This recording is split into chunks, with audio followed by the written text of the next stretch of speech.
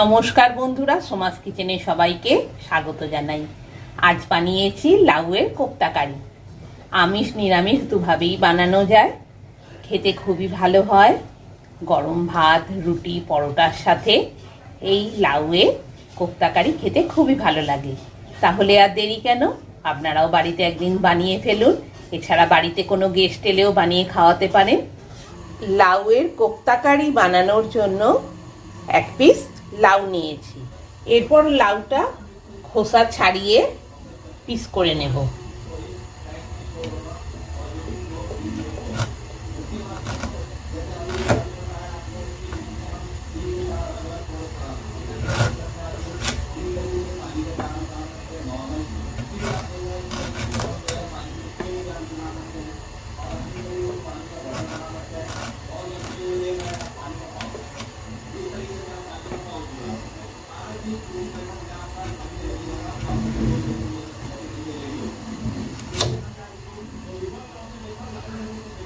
এবার লাউয়ের খোসাটা ছাড়িয়ে নিতে হবে।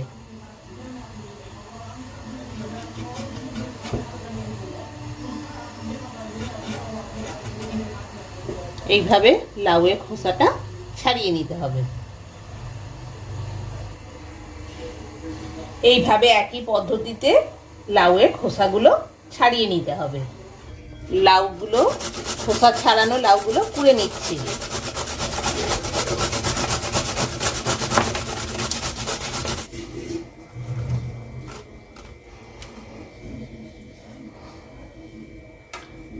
এইভাবে লাউগুলো কুড়ে নিতে হবে সরু সাইজ করে। এইভাবে সরু সাইজ করে লাউটা কুড়ে নিতে হবে। পুরো লাউটা একই পদ্ধতিতে কুড়ে নিয়েছি, আর লাউয়ের বীজগুলো আলাদা করে সরিয়ে রেখেছি। লাউটা কুড়ে নেওয়ার পর লাউয়ের মধ্যে প্রচুর এক্সট্রা জল আছে, এই জলটা আমাকে বের করে দিতে হবে। আমি একটা ঝাঁঝরির মধ্যে লাউটা দিয়ে দিচ্ছি যাতে এক্সট্রা জলটা বেরিয়ে যায়।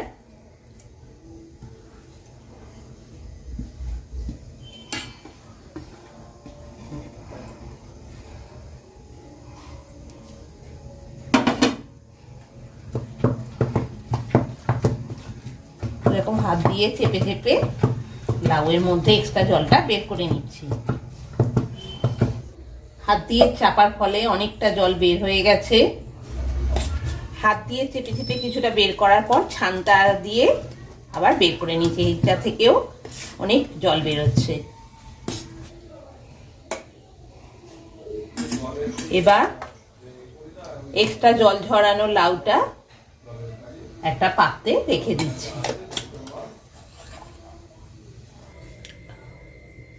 লাউয়ের কোপ্তা কারি বানানোর জন্য মশালের সর্ষের তেল নিয়েছি, গণেশের চানা বেসন নিয়েছি, আর পলসের কর্নফ্লাওয়ার নিয়েছি। এবার কুড়োনো লাউটাতে 1 চামচ আদা কুচি, 1 চামচ রসুন কুচি, 1 চামচ কাঁচা লঙ্কা কুচি, 1 চামচ ধনে পাতা কুচি, আর 2 চামচ পেঁয়াজ কুচি দিয়ে দিচ্ছি।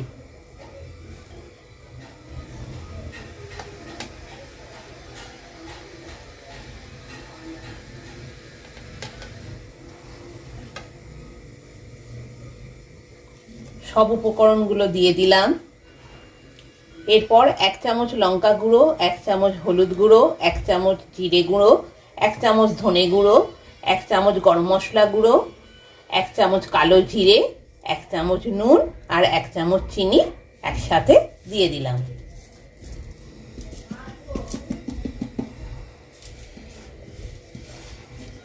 এবার পলসের কর্নফ্লাওয়ার নিয়েছি।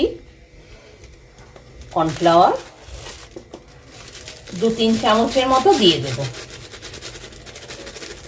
2-3 চামচের মতো কর্নফ্লাওয়ার দিয়ে দিলাম। গণেশের বেসন নিয়েছি, বেসন দিয়ে দিচ্ছি। বেসনও 4-5 চামচের মতো দিয়ে দেব।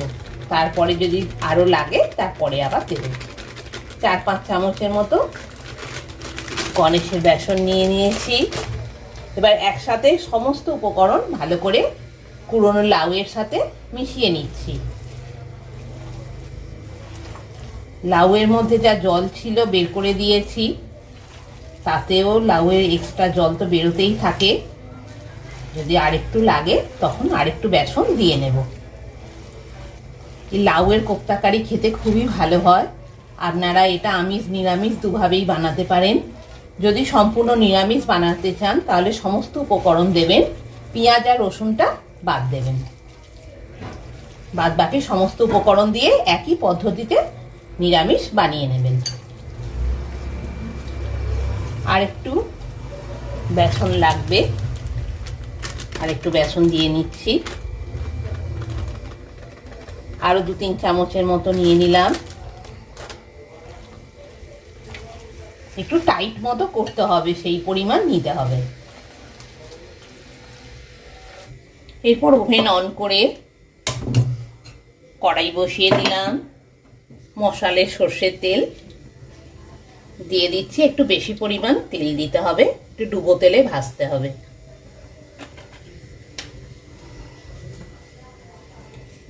তেলটা দিয়ে বেশ ভালোভাবে গরম করে নিচ্ছি। তেল ভালোভাবে গরম হয়ে গেছে। এবার লাউয়ের কোপ্তাগুলো একটা একটা করে দিয়ে দিচ্ছি। হাতের মধ্যে নিয়ে ঘুরিয়ে ঘুরিয়ে গোল গোল সাইজে সেট করে দিয়ে দিতে হবে।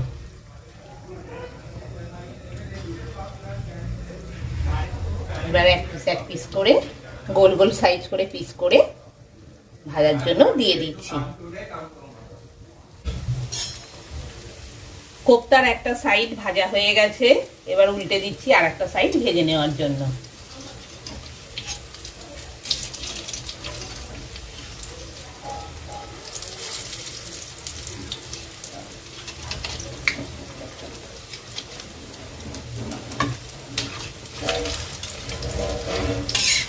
ওভেনের স্টিমটা ফুল ভলিউমে রেখেছিলাম, এবার মিডিয়ামে করে দিচ্ছি। নেওয়ার জন্য উল্টে দিচ্ছি।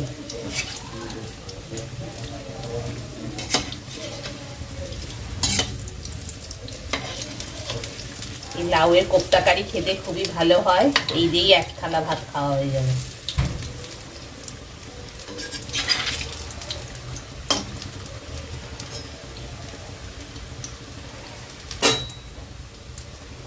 তেলটা খুব ভালোভাবে গরম হয়ে গেছে, তাই ফুল ভলিউমে ছিল, মিডিয়ামে করেছি।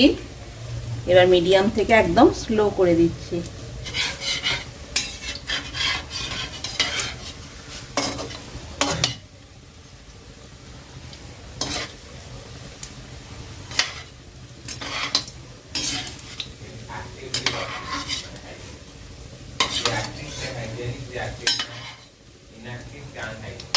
কোপ্তার দুটো সাইডেই ভালোভাবে ভাজা হয়ে গেছে, এবার তুলে নিচ্ছি। আর ওভেনের স্টিম একদম লো ফ্লেমে করে দিয়েছি। তেলটা খুব ভালোভাবে গরম হয়ে গেছে।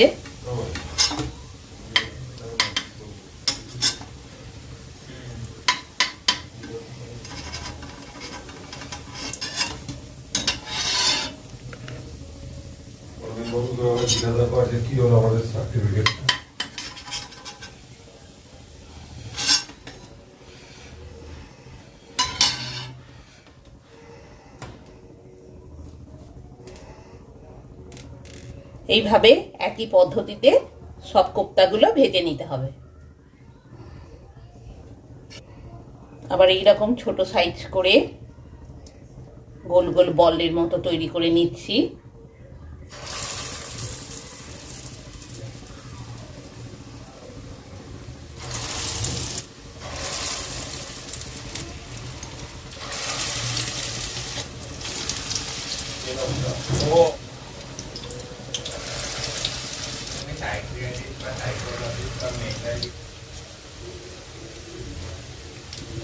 একটা সাইড ভাজা হয়ে গেছে, অন্য সাইডটা উল্টে দিচ্ছি ভেজে নেওয়ার জন্য।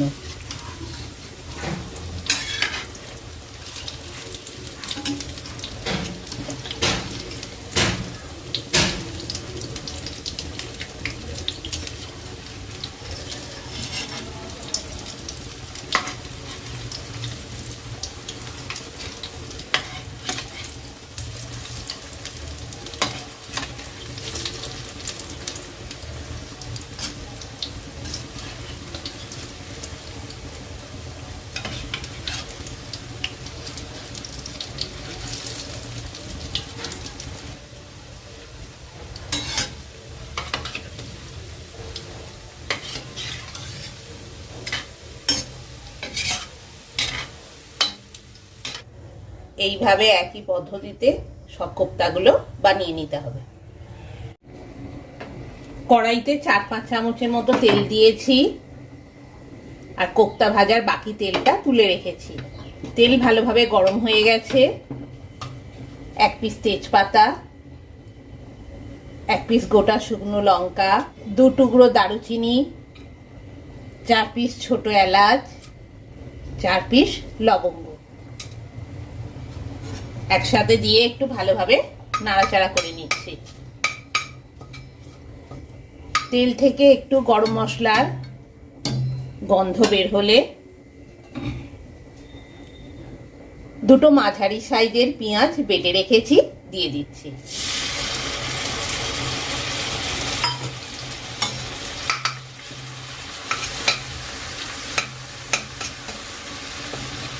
পেঁয়াজ বাটাটা ভালোভাবে ভেজে নেব লাল লাল করে। পেঁয়াজটা বেশ ভালোভাবে লাল লাল করে ভাজা হয়ে গেছে। এবার 2 পিস কাঁচা লঙ্কা দিয়ে দিলাম আর 1 চামচ আদা রসুন বাটা দিয়ে দিলাম। দিয়ে ভালো করে পেঁয়াজের সাথে আদা রসুন বাটা আর কাঁচা লঙ্কাটা ভেজে নিচ্ছি। পেঁয়াজ, আদা রসুন, কাঁচা লঙ্কা ভালোভাবে ভাজা হয়ে গেল।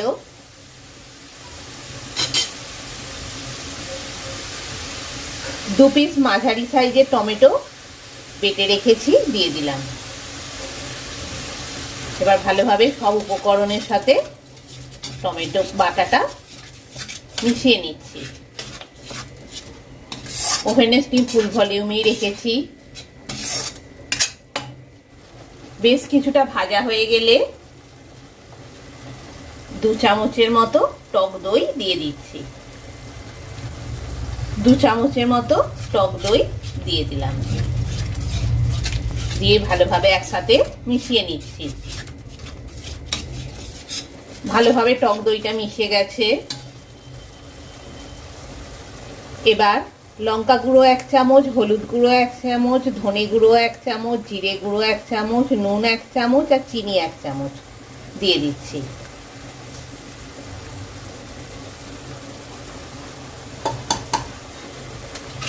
দিয়ে একসাথে ভালোভাবে মিশিয়ে নিচ্ছি।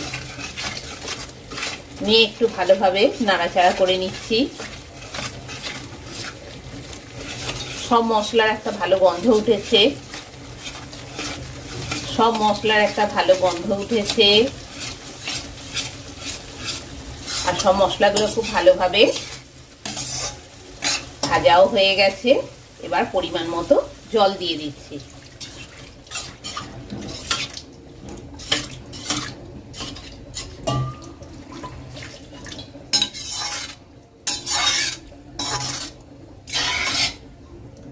এবার পরিমাণ মতো জল দিয়ে দিলাম।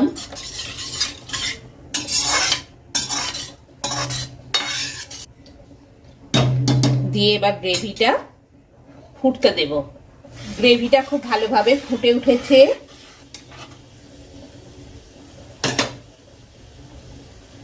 এবার ভেজে রাখা কোপ্তাগুলো আস্তে আস্তে দিয়ে দিচ্ছি।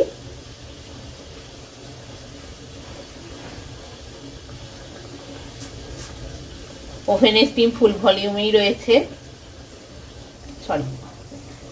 যদি সম্পূর্ণ নিরামিষ বানাতে চান তাহলে পেঁয়াজ আর রসুন বাদ দিয়ে বানাবেন। 2 রকমই খেতে খুবই ভালো হয়। পেঁয়াজ আর রসুন ছাড়া সমস্ত রকম উপকরণ দিয়ে একই পদ্ধতিতে বানিয়ে নেবেন, খেতে খুবই ভালো হয়। এবার গ্রেভিটা একটু ফুটতে দিচ্ছি।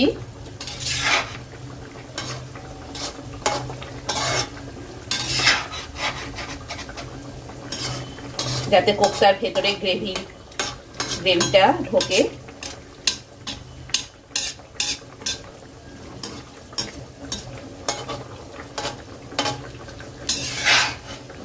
গরম গরম এই লাউয়ের কোপ্তা কারি দিয়ে 1 থালা ভাত খাওয়া হয়ে যাবে।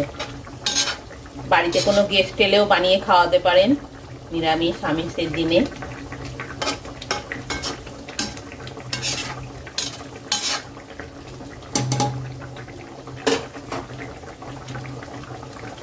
মিনিট 2-3 হয়ে গেছে। গ্রেভিটা বেশ গাঢ় মতো হয়ে এসেছে। এবার ধনেপাতা কুচি ছড়িয়ে দিচ্ছি।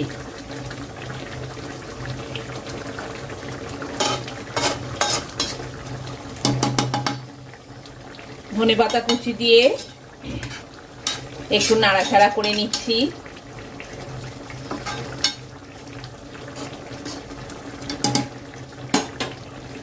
এবার ওভেন অফ করে দিলাম। লাউয়ের কোপ্তা কারি রেডি গরম গরম পরিবেশনের জন্য। তাহলে আর দেরি কেন, আপনারাও বাড়িতে বানিয়ে ফেলুন সুস্বাদু কোপ্তা কারি। আমিষ নিরামিষ দুভাবেই বানিয়ে নিতে পারবেন। নমস্কার।